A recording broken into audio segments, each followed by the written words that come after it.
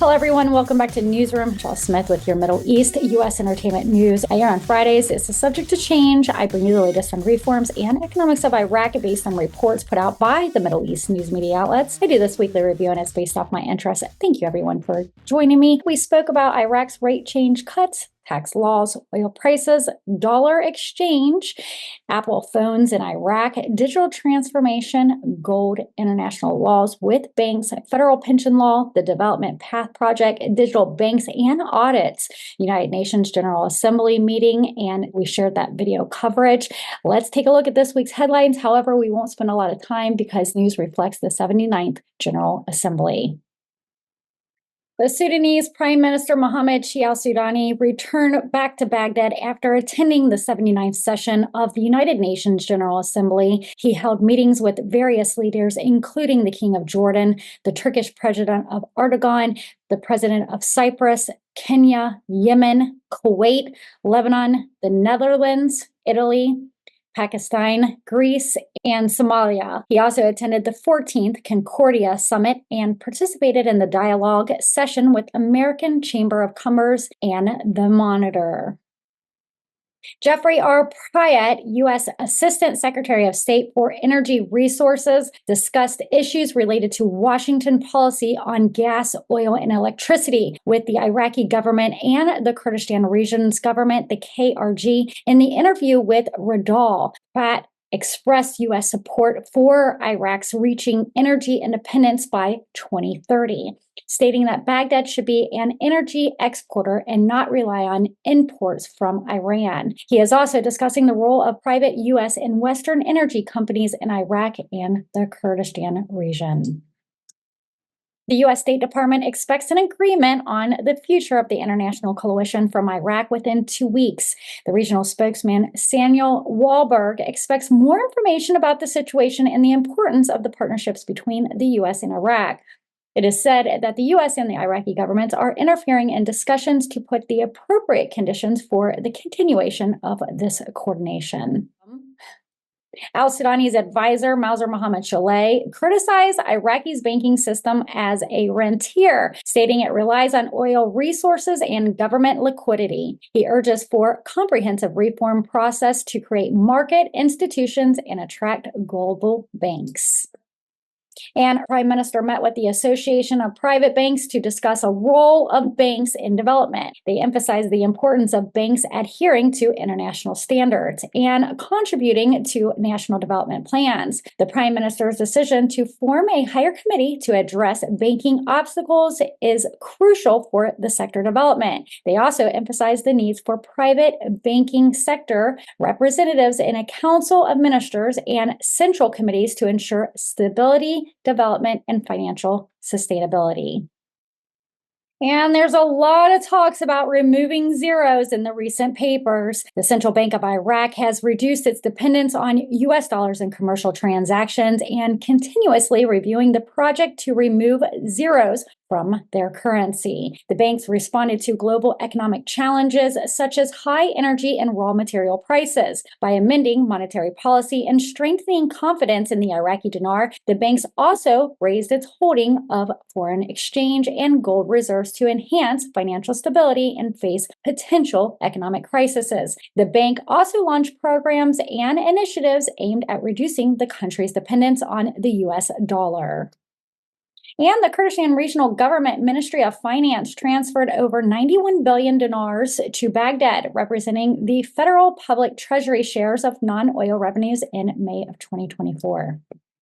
The Association of Petroleum Industry of Kurdistan's, the APIKUR, has called on Baghdad to resume oil exports via the Iraqi-Turkey pipeline, the ITP, after 18 months due to an arbitration row. The IPT has halted since March of 2023 due to Paris-based arbitration court ruling in favor of Baghdad against Ankara. The Kurdistan regional main source of income has been lost, worsening the financial situation.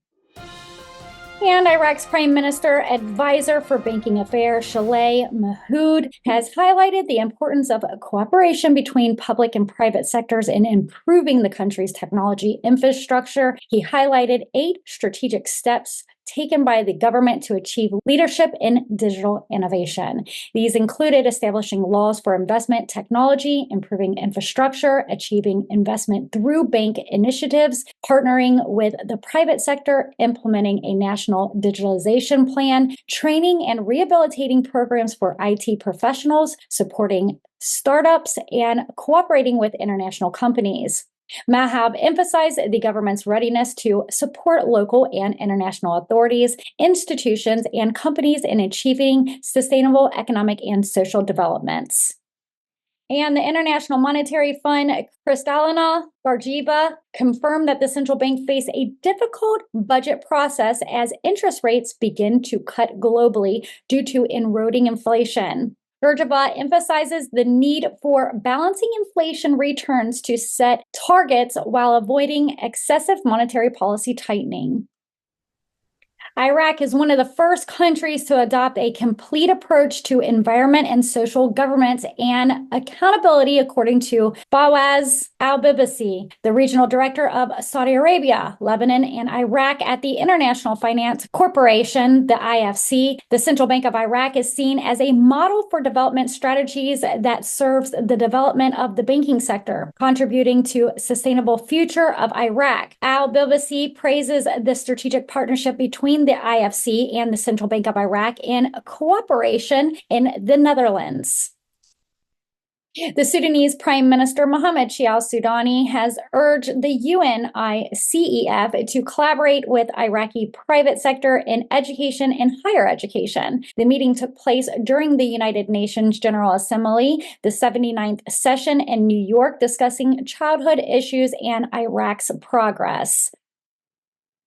Iraqi Prime Minister Mohammed Shia al-Sudani met with U.S. Deputy Treasury Ministry Wali Odemo and the Treasury Department officials to discuss bilateral economic relations, economics, and financial reforms, along with combating money laundering. The meeting highlighted progress in economic bank transfers and praised Iraq's 6% economic growth. Iraq's central bank governor Ali Al-Alaq has announced the success of digital transformation and electronic payment plan with a 48.5% increase in the last 2 years. The plan aims to transition to digital banks where citizens can maintain and manage their operations through their phones, reducing fraud and corruption. The central bank is examining over 60 requests for digital banks. The Finance Committee has reached an agreement with the Kurdistan Regional Government of Iraq to review and adopt its oil contracts with international companies. And you can find more about this on Patreon as a Tier 1 subscriber. Iraq is definitely advancing forward. Iraq and Jordan has signed a second amendment to a contract for the sales of electrical energy, supplying the Al Rada area and the electricity at 132 kg voltage through the Jordanian network from the Al Risha area in Mafraq Governorate.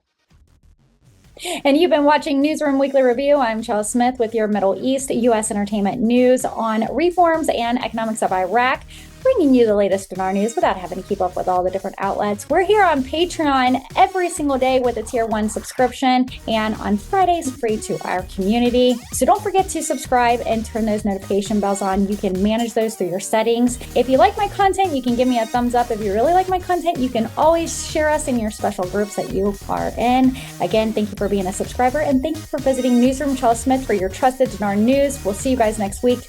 Take care.